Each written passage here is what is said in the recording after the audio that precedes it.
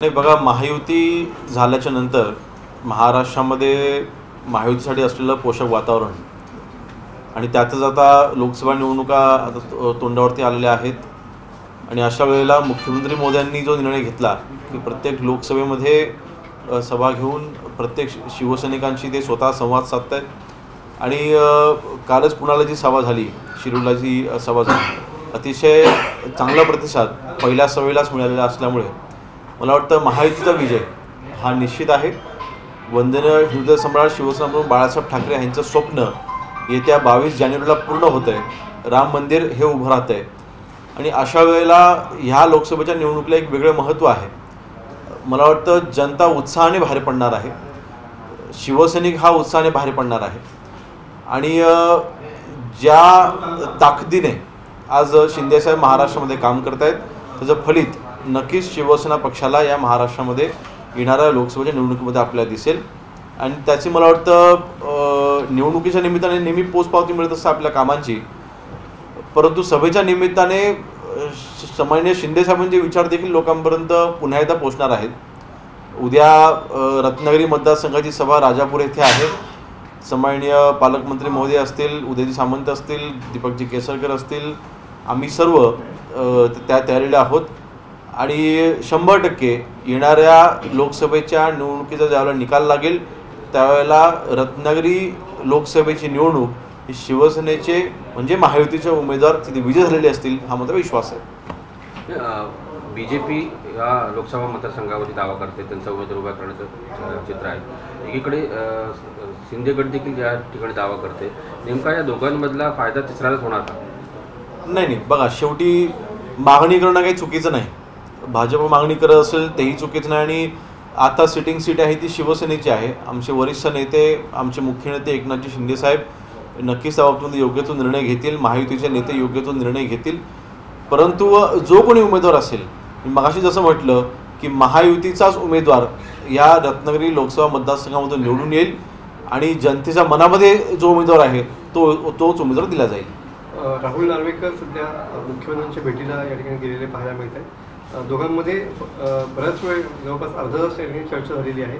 निकाल पण तोंडावरती आहे. अशा पद्धतीने मुख्यमंत्र्यांची भेट या ठिकाणी होती. नाही बघा, आता ते कुठल्या विषयाला अनुसरून त्यांनी भेट घेतली याची मला काही कल्पना नाही. ती भेट झाली हे मला आपल्या माध्यमातून कळतं आहे, परंतु ज्या बैठकीमध्ये मीच उपस्थित नव्हतो त्याबद्दल मी काही बोलू इच्छित नाही. परंतु एक मी सांगेन की जो काही सुनावणीच्या दरम्यान ज्या काही गोष्टी घडल्या किंवा ज्या काही गोष्टी समोर आल्यात, मी स्वतः साक्षीदार होतो. आणि माझी साक्ष देत असताना देखील मी ज्या ज्या गोष्टी तिथे उघड केलेल्या आहेत किंवा आम्ही साक्षीदार म्हणून आम्ही ज्या ज्या गोष्टी तिथे मांडलेल्या आहेत किंवा तिथे आर्ग्युमेंट होत असताना आमची बाजू जेव्हा आमच्या वकिलांनी मांडली आणि त्यांची बाजू जेव्हा त्यांचे वकील मांडत होते तर कोणाची बाजू तिथे वसंतदार आहे हे तिथल्याच तिथे स्पष्ट झालं होतं. आणि म्हणून मला वाटतं निकाल लागत असताना हा आम्हाला असा अनपेक्षित असा निकाल लागेल, कुठला आम्हाला शॉक बसणार असं काही होणार नाही. किंबहुना ह्या निकालाच्या अखेरीस ठाकरे गटाचे जे आमदार आहेत ते सगळे आमदार अपात्र होऊ शकतात असा माझा तरी अंदाज आहे. कारण शेवटी व्हीप कोणाचा लागू होतो आणि व्हीप तुम्ही कसापर्यंत दिलेला आहे या सगळ्या गोष्टी तिथे कन्सिडर केल्या जातील. आणि अखेरीस मला असं वाटतं, मला विश्वास आहे की हा निकाल हा आमच्या बाजूने लागेल किंबहुना ठाकरे गटाचे सगळे 16 आमदार हे अपात्र होतील. रायगड लोकसभेसाठी शिवसेना आग्रही राहील की राष्ट्रवादीच्या सुनील तटकरेंना तुम्ही सहकार्य करणार? नाही बघा, मी जसं मगाशी म्हटलं, कुठल्याही लोकसभेच्या उमेदवारीच्या बाबतीमध्ये बोलण्यासाठी मी लहान आहे, परंतु आज महायुतीचा उमेदवार निवडून येणं ह्यासाठी आम्ही सगळे एकत्र मिळून काम करतोय. आज शिवसेना असेल, राष्ट्रवादी असेल, भाजप असेल, आज तटकरे साहेब आमच्या मतदारसंघामध्ये खासदार आहेत. आम्ही देखील जुळवून घेतलं आहे. आमचे कार्यकर्ते एकत्र मिळून चांगलं काम करतायत. आणि भाजपचे जे आमचे कार्यकर्ते आहेत त्यांच्यासोबत देखील आम्ही एकत्र मिळून काम करतोय. आणि अशा वेळेला मला वाटतं महायुतीचं म्हणून उमेदवार निवडून येणं हे जास्त गरजेचं आहे असं मला वाटतं. आणि ते आपण नक्की निवडून आणू.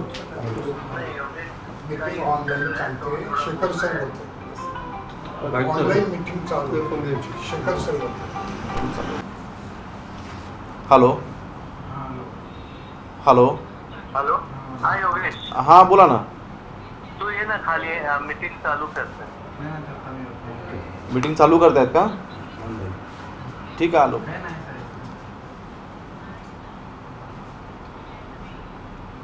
ठीक आहे आलो.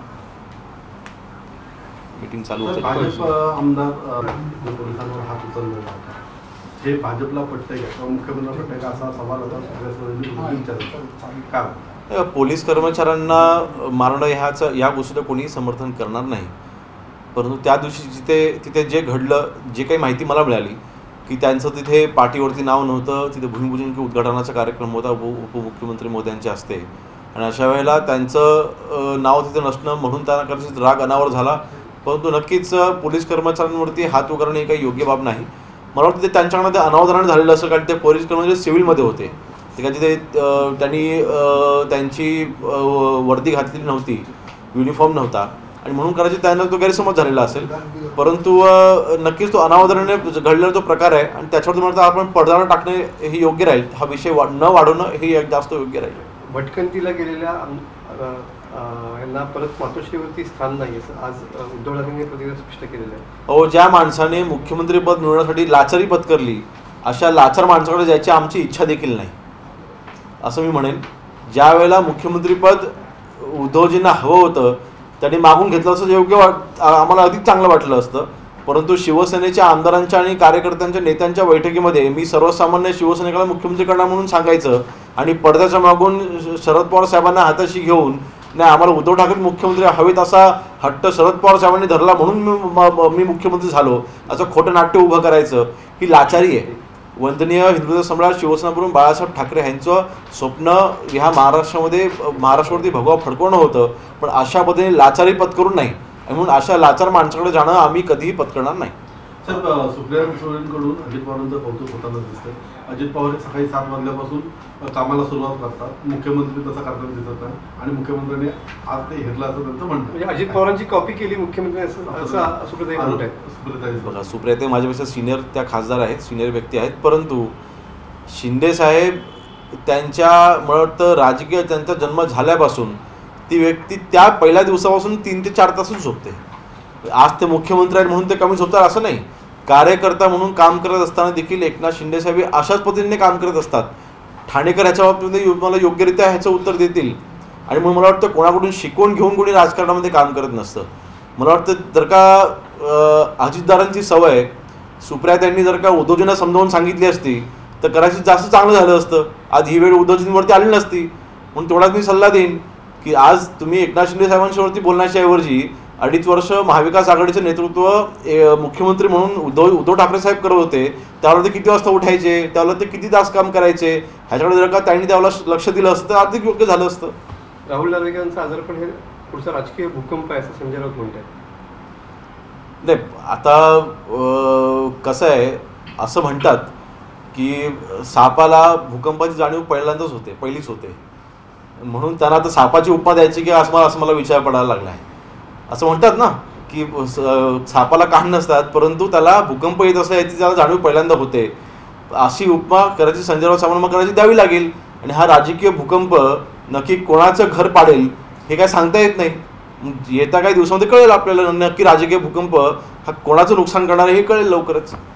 सर, एकीकडे सुप्रियाताई सुळे अजित पवारांचं कौतुक करताना पाहायला मिळतं, तर दुसरीकडे त्यांना टोलाही लगावलेला आहे. आधी माझ्याकडे भ्रष्टाचारी मंडळींचं वजन होतं, आता मी रिकामी झालेला आहे, आता ह्याच्यापुढे मी गप्प वाटणार नाही असं देखील त्यांनी एक टोला लगावलेला आहे अजित पवारांचा. नाही, बघा त्यांच्यामध्ये काय चाललं आहे ह्याच्याबद्दल मी भाष्य करणार नाही. ते एकच कुटुंब आहेत, ते एकाच पक्षामध्ये होते, त्यांच्या आता पक्षामध्ये दुभागणी झालेली आहे आणि ते आता वेगवेगळे काम करत आहेत. आज अजितदादा आज आमच्यासोबत आहेत आणि महायुती म्हणून आम्ही एकत्रपणे चांगलं काम करतोय. अजितदादांवरती कोण टीका करते त्याचं उत्तर मी घेण्यापेक्षा अजितदादा सक्षम आहेत, ते उत्तर देतील ना. एबीपी माझा, उघडा डोळे बघा नीट.